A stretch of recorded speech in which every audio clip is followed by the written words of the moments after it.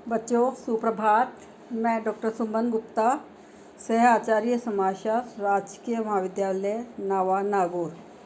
बच्चों, कल हमने विषमता वाला चैप्टर किया था शुरू। आज हम उसी में आगे असमानता के आधार पर विषमता देखेंगे। और असमानता जो है वो है लिंग संबंधी असमानता। लिंग संबंधी असमानता का अर्थ है लैंगिक विषमता या लिंग के आधार पर महिलाओं पर किसी भी प्रकार का भेदभाव, बहिष्कार या बंधन लगाने से है, जिसका प्रभाव या उद्देश्य चाहे उसका वैवाहिक स्तर जैसा भी हो, स्त्री पुरुष को समानता के आधार पर प्राप्त अधिकारों को कमज़ोर करना या निष्प्रभावी बनाना हो, और महिलाओं को उनके मानवाधिकारों और राजनीतिक, आर्थिक, सामाजिक, सांस्कृतिक, नागरिक या किसी अन्य क्षेत्र में मौलिक स्वतंत्रताओं के उपभोग या इस्तेमाल से वंचित करना हो, तो वो है लिंग संबंधी असमानता। बच्चों, समाज में लैंगिक विषमता के दो आधार हैं, एक जैविक आधार और दूसरा सामाजिक सांस्कृतिक आधार। ये दोनों ही आधार लैंगिक विषमता को अपने अपने ढंग से अभिव्यक्त करते हैं। स्त्री और पुरुष की भूमिका विभेद के लिए भिन्न भिन्न प्रकार की व्याख्या दी गई है। उन सैद्धांतिक परिप्रेक्ष्य और लैंगिक विषमता के सामाजिक, आर्थिक और राजनीतिक पक्षों की हम विवेचना करेंगे। पहले हम बात करेंगे प्राणीशास्त्रीय परिप्रेक्ष्य की। प्राणीशास्त्रीय परिप्रेक्ष्य के अनुसार स्त्री द्वारा किए जाने वाले कार्य कम गतिशीलता तथा घर पर अधिक रहने के कारण स्त्री को गृह कार्य दिए गए, जबकि पुरुष ने अपनी अधिक शारीरिक शक्ति, अधिक शारीरिक क्षमता के आधार पर आखेट एवं कृषि संबंधी कार्यों को ग्रहण किया तथा समाज में शक्ति प्राप्त की, जो आज तक अस्तित्व में है। मानवशास्त्रीय परिप्रेक्ष्य इस बात पर जोर देता है कि किसी भी मानव समाज में स्त्री और पुरुषों के मध्य भूमिकाओं के असमान वितरण के लिए संस्कृति ही मुख्य रूप से उत्तरदायी है। विभिन्न सिद्धांत का अवलोकन करने के बाद ये पता चलता है कि समाज में स्त्री की भूमिका की व्याख्या किसी एक सिद्धांत के आधार पर नहीं की जा सकती, बल्कि इन सभी सिद्धांतों के सामूहिक विश्लेषण से ज्ञात होता है कि समाज में स्त्री की पुरुष की तुलना में निम्न परिस्थिति के लिए एक से अधिक कारक उत्तरदायी हैं। मात्र किसी एक ही कारक को हम पुरुषों से स्त्री की निम्नता एवं अधीनता के लिए उत्तरदायी मानना, ये एक प्रकार का निर्धारणवाद ही होगा, जो समाजशास्त्रीय दृष्टि से स्वीकार्य नहीं है। अर्थात समाज में केवल स्त्री पुरुष के आधार पर ही महिला की परिस्थिति को निम्न या हेय नहीं देखा जाता, बल्कि इसके लिए बहुत सारे कारक जिम्मेदार हैं। बच्चों, अब हम देखेंगे सामाजिक क्षेत्र में विषमता। परिवार में माता की प्रस्तुति पिता की तुलना में अधिक महत्वपूर्ण है। पुत्री की तुलना में पुत्र को, पत्नी की तुलना में पति को अधिक सम्मानपूर्वक देखा जाता है।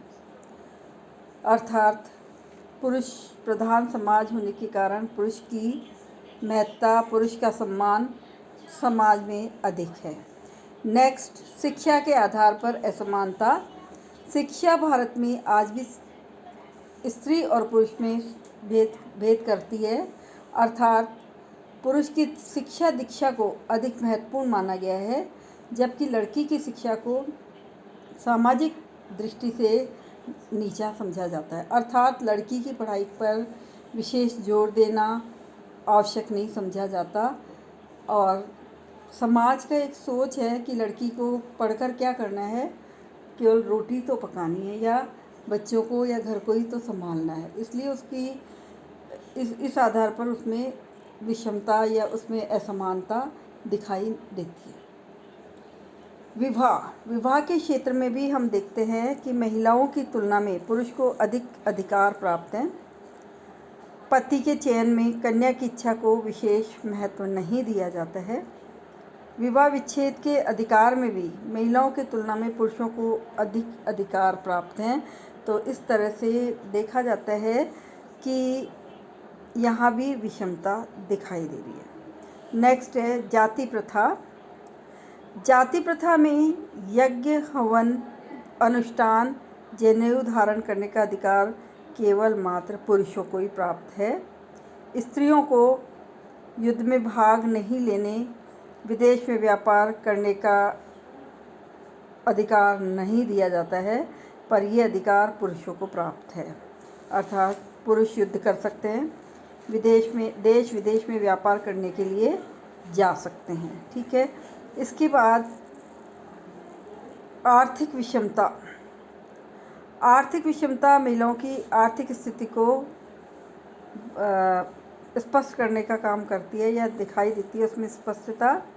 आज समाज की स्थिति के विकास के एक निर्धारक के रूप में इसको आर्थिक विषमता को स्वीकार किया जाता है, क्योंकि महिलाएं प्रत्यक्ष या अप्रत्यक्ष रूप से आर्थिक क्रियाओं में योगदान देती है। वह पारिवारिक उत्तरदायित्वों के साथ साथ आर्थिक क्रियाएं भी संपादित करती हैं। संपत्ति के संदर्भ में आर्थिक विषमता संपत्ति के अर्जन में सर्वाधिक महत्वपूर्ण भूमिका निर्वाह करने के बावजूद भी महिलाओं को संपत्ति के अधिकार से वंचित रखा गया। यद्यपि कानून के आधार पर उन्हें समान अधिकार दिए गए हैं, लेकिन आर्थिक दृष्टि से अगर हम देखें तो वह अपने जीवन के सभी कार्यों में पुरुष की दया पर ही आश्रित रही हैं। संपत्ति के अधिकार में विरासत से प्राप्त संपत्ति, चाहे वो वैवाहिक संपत्ति हो या स्वयं द्वारा अर्जित संपत्ति हो, उस पर महिलाओं की तुलना में पुरुषों का अधिकार अधिक है। इस प्रकार से लिंगीय विषमता के आर्थिक स्वरूपों में स्त्रियों की अपेक्षा पुरुषों को अधिक महत्व एवं अधिकार दिए जाते हैं समाज में। इस तरह से बच्चों, आज हमने ये विषमता का आधार देखे कि समाज में कौन कौन से वे आधार हैं जो विषमता के लिए जिम्मेदार हैं।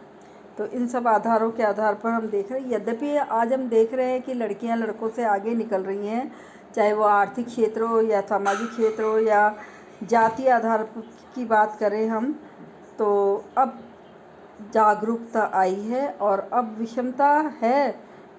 हम ये नहीं कह रहे ख़त्म हो गई है, लेकिन परिवर्तन संभव हुए हैं। तो इस तरह से हम आज ये वाली चर्चा कर चुके हैं और कल हम फिर से मिलेंगे। आज के लिए इतना ही। धन्यवाद।